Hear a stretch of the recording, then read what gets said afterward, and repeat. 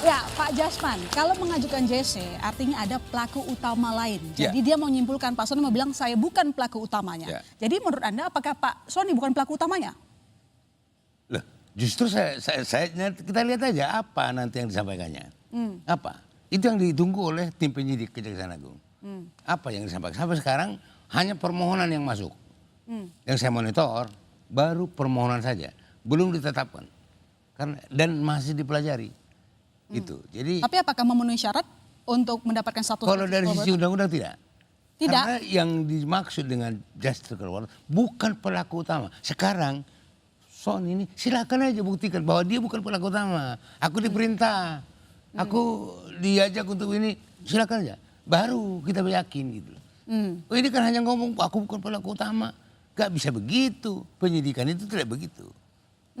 Jadi sebelum nanti dijawab sama Mas Krisna, saya coba ke Pak Gamru. Pak Gamru, Pak Soni bernyanyi. Jadi pandangan Anda sebenarnya apakah Pak Soni ini pelaku utama atau bukan? Seperti yang dia yakini sih dia bukan pelaku utama ya. Ya kita. Naik siapa nggak kira-kira?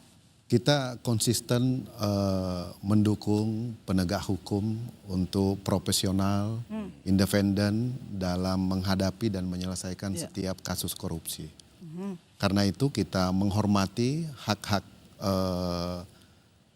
tersangka misalnya atau pihak-pihak yang terlibat, kita juga menghormati institusi penegak hukum. Ini yang penting dulu. Kita beri kesempatan kepada mereka karena komitmen pemerintahan saat ini adalah mendorong supaya ada clean and good governance. Ini dari mana dimulainya? Pertama, kita lihat perjalanan di 3 bulan pertama pemerintahan ini. Kita bagaimana Presiden di Januari 2025 sudah menerbitkan impres tentang efisiensi anggaran.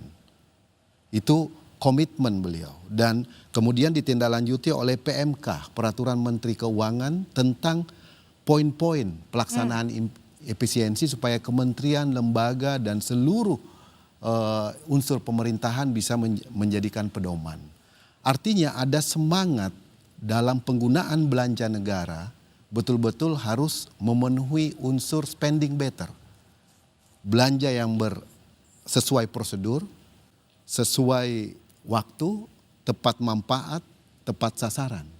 Tapi ketika bosnya kena kasus pidana, bukankah itu sekaligus menafikan syarat-syarat yang tadi Anda maksud? Tidak efisien dalam belanja. Dan pemerintah melalui presiden juga telah menerbitkan Perpres, kalau saya catat di sini Perpres 115 2025 tentang tata kelola kecolongan berarti program MBG. Nah, berarti program MBG kemarin kecolongan ada enggak? Perencanaan, pengawasan, pengendalian sampai pelaporan. Boleh menyela Pak Kamru? Jadi sudah diterbitkan tentang tata kelola sebagai pedoman di bulan November 2025. Pak Kamru boleh menyela Pak Kamru? Boleh, silakan Mas Boyman. DPR akan membentuk pansus atau panja enggak? Itu aja tantangannya sekarang ini. Itu ada di komisi. Nah gitu loh. Komisi mau bentuk kalau hak angket lebih bagus lagi gitu loh Pak. Ya, ini untuk membersamai penegakan hukum ini. Gitu loh. Itu aja saya tantang teman-teman DPR ini akan ke sana atau tidak. Harusnya ke sana. Makasih. Ya, saya tambahin. Untuk pembelian-pembelian yang dilakukan oleh BGN semuanya tidak melalui Komisi 9. Komisi 9 sama sekali tidak tahu ada pembelian-pembelian ini, nggak tahu kita. Sama sekali nggak tahu. Ada motor, kita sama sekali nggak tahu. Karena tidak ada komunikasi dari Komisi 9 kepada BGN. Legislatif kok sampai kehilangan otoritas ya Bu ya mengawasi eksekutif kalau kayak gitu? Ya gimana ya, karena diundang rapat juga nggak bisa. Kan kita susah juga ngomongnya. Jadi sis begini, legislatif justru tidak kehilangan. Di dalam putusan MK tentang kewenangan DPR dalam pembahasan anggaran kita hanya sampai pada 2 hal. 1, fungsi, 2 program namanya Satuan 2. Kita tidak sampai pada Satuan 3. Ini yang harus dipahami sehingga nomenklatur Satuan 3-nya DPR itu tidak memiliki wewenang untuk membahas. Itu ada di ranah eksekutif atau KPA, kuasa pengguna anggaran di setiap kementerian dan lembaga. Jadi itu yang harus diedukasi kepada publik. Pertanyaan saya belum terjawab kok. Atas kecolongan-kecolongan itu tadi sekarang menebus dosa tanda kutip itu membentuk hak angket berani enggak itu loh. Nah pertanyaan Mas Soeman ini menarik. Karena DPR itu memiliki tata tertib. Tata tertib yang mengatur tentang mekanisme pengambilan keputusan. Apakah memenuhi syarat diusulkan oleh anggota terdiri dari sekian fraksi, lalu kemudian dibawa ke sidang paripurna untuk mendapatkan persetujuan. Jadi ada tata tertib yang harus dilalui. Tapi sebagai sebuah aspirasi, pendapat, masukan, harapan, saya kira ini menarik untuk didiskusikan oleh teman-teman di parlemen. Saya pun tahu Pak, itu pernah jadi DPRD Solo 97. Pernah buat usulan untuk hak angket dan bahkan hak penyelidikan. Sekarang teman saya yang 2 orang ini, Bu Irma sama Pak Kamru ini, berani nggak tanda tangan usulan. Terus nanti nyari 9 orang beda fraksi lagi untuk menuju ke hak angket. Berani nggak untuk, paling nggak panja aja lah, panja. Kalau nggak terlalu jauh pansus ya panja gitu aja lah, Komisi 9 bentuk panja untuk mengawal proses ini. Untuk saat ini karena penegak hukum sudah masuk, maka kita harus memberi kesempatan dulu aparat penegak hukum untuk bekerja. Ya, panja yang mengawal. Keputusan politiknya itu jangan sampai dianggap mengintervensi. Jadi kalau panja itu mekanismenya di komisi masing-masing relatif tidak terlalu sulit untuk hal itu sebetulnya. Padahal itu juga bisa 2 hal yang buat berbeda, Pak. Panja bisa jalan, proses penyelidikan di Kejaksaan Agung juga bisa jalan. Karena objeknya bisa beda. Kan kalau yang Kejaksaan itu murni adalah dugaan tindak pidananya kan. Tapi yang kalau dibuat nanti panja atau pansus, atau apalagi nanti meningkat ke angket, itu bicara tentang tata kelolanya. Gitu. Soal perpres, soal itu tadi misalnya ya kan, pengendalian, macam-macam dan seterusnya itu gitu. Kenapa bisa dibuat sedemikian rupa? Kenapa bisa dibuat desainnya sedemikian kalau saya bilang kacau ya mungkin kacau gitu. Yang mengakibatkan saya istilahkan ini korban. 3 ini korban. Korban dari apa? Korban dari sistem yang memang dibuat untuk orang memungkinkan jadi korup gitu loh. Nah ini kenapa nggak diawasi oleh DPR sejak dari awal? Desain BGN-nya, ya soal aturan SPPG-nya macam-macam saya nggak tahu. Nah, ini mungkin yang dikoreksi. Lebih-lebih kalau kita dengar misalnya salah satu dalil penting mereka ditetapkan sebagai tersangka itu karena koneksi dari orang-orang yang disebutkan tadi, termasuk yang titik-titik 26 nama orang itu. Kan lebih karena itu koneksi itu. Nah kalau kita baca di perpres soal penentuan SPPG, itu katanya aturannya siapa aja boleh. Yang penting ya betul. Dapurnya harus tepat gitu. Setahu saya tidak boleh siapa saja. Yang kami tahu ada 3 klasifikasi dalam pembangunan SPPG. Pertama, SPPG yang dibangun oleh pemerintah sendiri, kementerian dan lembaga.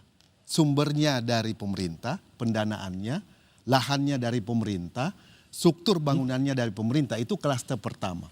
Klaster kedua, SPPG yang dibangun oleh BUMN dan BUMD. Saya tidak bicara itu, Bung. Klaster ketiga saya bicara orang. Nah, klaster ketiga, SPPG yang dibangun oleh pihak swasta. Nah, itu dia. Ini yang di pihak swasta inilah yang sekarang mendominasi peristiwa ini kan. Termasuk sebetulnya menurut saya DPR bisa bertanya, kenapa polisi bisa punya SPPG? Kenapa TNI bisa punya SPPG? Itu kan harus dipertanyakan. Karena polisi dan TNI tidak kewenangannya nggak sampai ke sana loh. Saya menjawab karena tadi dia masuk di klaster pertama, pemerintah, kementerian dan lembaga. Nah, boleh dia. Artinya Bung, Anda sedang tidak melakukan kritisi terhadap perpres itu. Itu yang mestinya dikritisi dari awal. Yang namanya dengan klaster pemerintah ini nggak boleh dong masuk TNI. Yang namanya klaster pemerintah ini nggak boleh dong masuk polisi. Kira-kira gitu loh. Iya. Bahkan dalam bayangan saya, pemerintah itu yang nggak punya SPPG gitu. Bang, sebentar sedikit saya tambahin karena itu di mitra komisi saya tahu persis. Jadi begini, ketika kami RDP dengan BGN menyampaikan, Pak Dadang menyampaikan bahwa siapapun boleh punya dapur. Jelas, masih ada catatannya, pasti ada notulensinya di Komisi 9. Siapapun boleh, silahkan mau anggota DPR, mau siapapun boleh sepanjang tidak jualan titik. Itu pernah disampaikan Pak Dadan kepada kami. Yang penting tidak jualan titik. Kami di Komisi 9 mendukung penuh program presiden dengan pengawalan. Saya chat saya sama Sony saya bacakan bisa nanti di sini apa yang kami lakukan. Saya melakukan kritisi. Bahkan ketika beliau Pak Dadan masih di di Mekah, saya juga melakukan kritisi ketika misalnya Pak Dadan bilang mau buka SPPG di Arab. Saya yang bicara di Detik. Silakan cek. Jadi enggak benar juga ketika misalnya anggota DPR tidak melakukan kritisi, enggak. Kami melakukan kritisi. Tetapi memang ya sama-sama kita tahu karena terlalu sakti gitu ya, dipanggil juga kadang-kadang nggak datang gitu ya, kita juga nggak bisa ngapa-ngapain. Jadi Pertanyaannya kan Bu Irma, sebentar Bang. Jangan juga sekarang nama-nama itu ditulis ya seolah mengaburkan apa yang sebetulnya terjadi di BGN.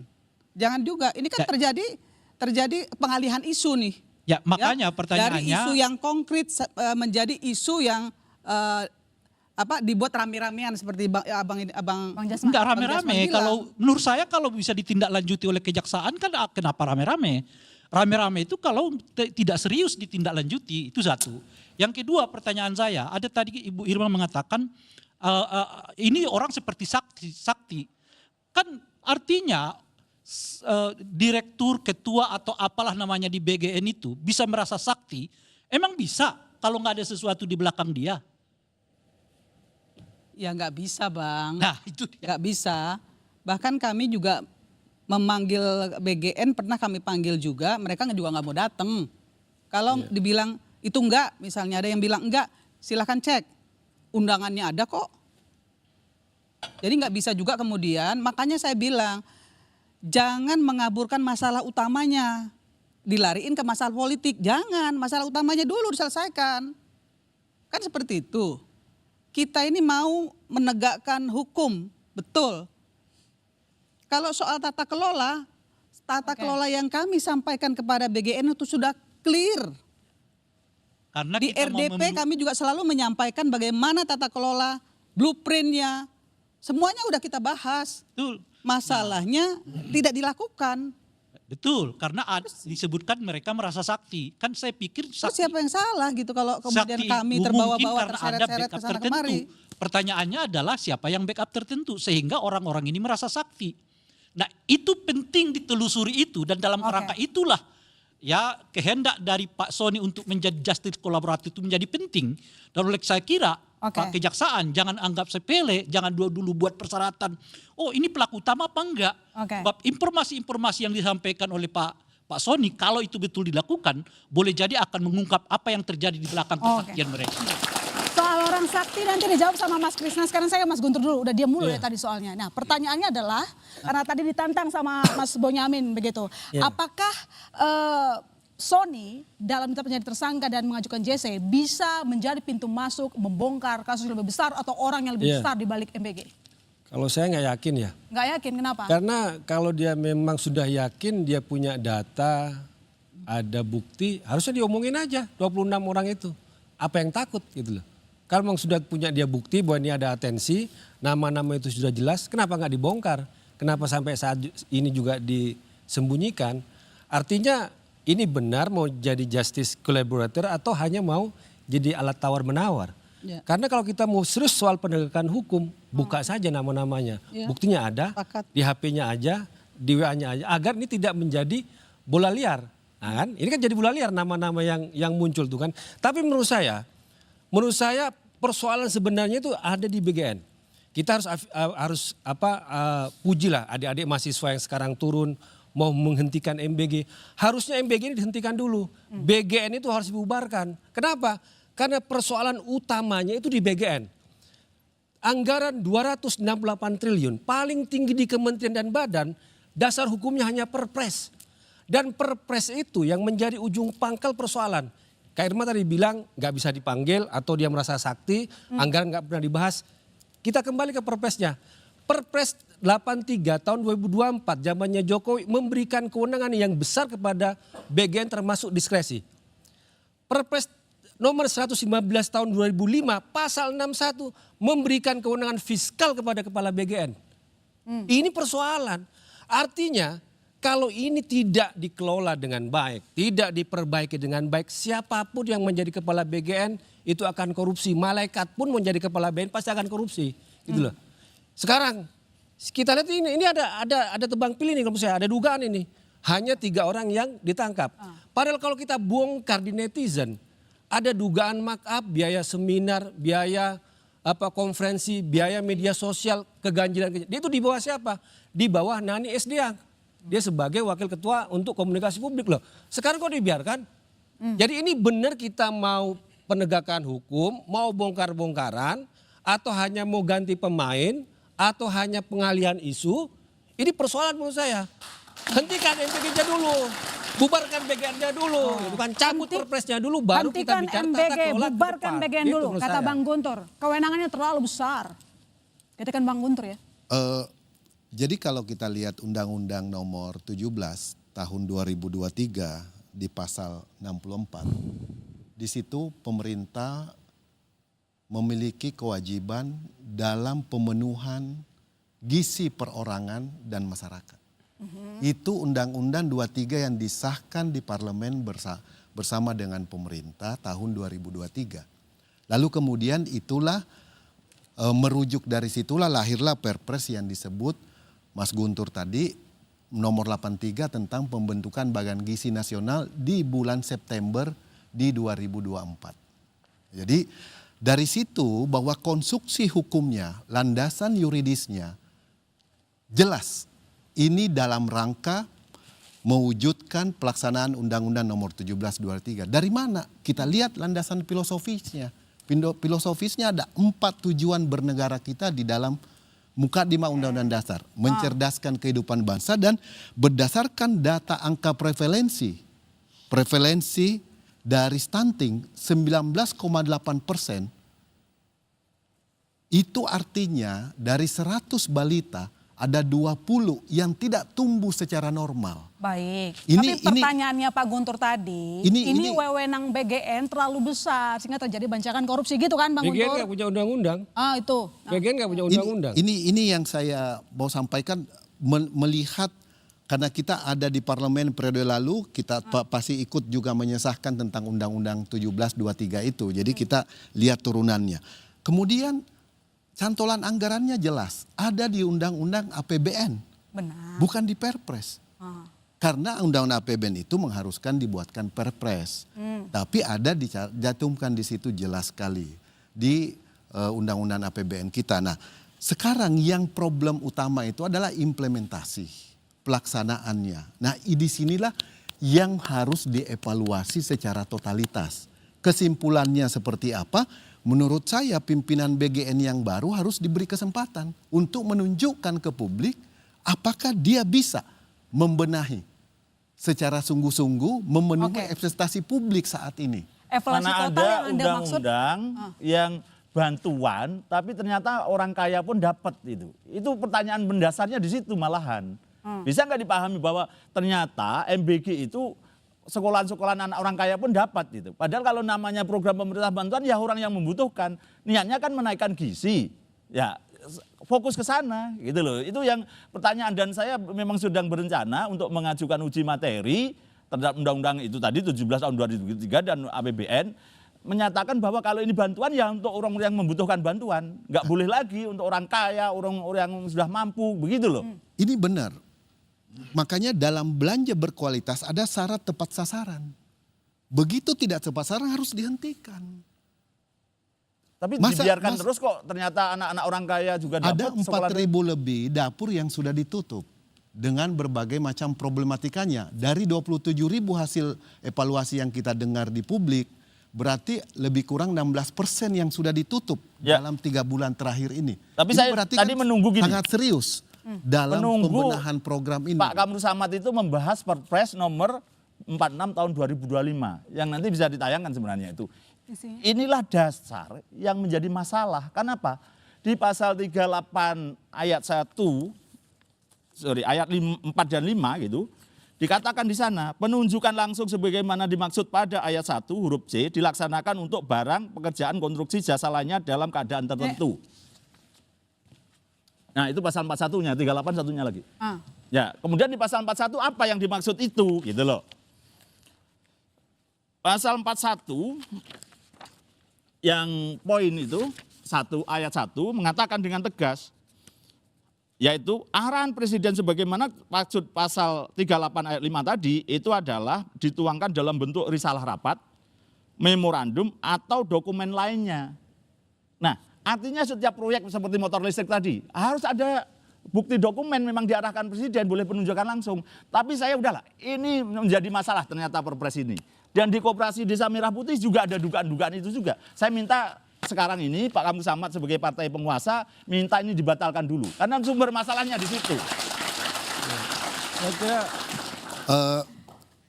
Kalau Silakan, ini kan Pak Kamru.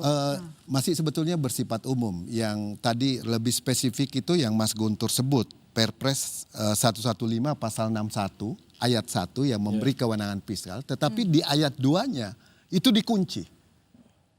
Di ayat 3 juga dikunci. Bisa nanti cuma saya tidak bawa nomenklaturnya. Tapi saya mau mengatakan bahwa jelas di situ kaidah hukumnya sebetulnya. Bahwa kalau penggunaan APBN harus tetap mengikuti SOP ketentuan penggunaan keuangan negara. tapi kan kenyataannya tidak seperti itu. Nah implementasinya. Sampai DPR pun juga nggak tahu pembelian untuk apa, nggak pernah dilaporkan Komisi 9.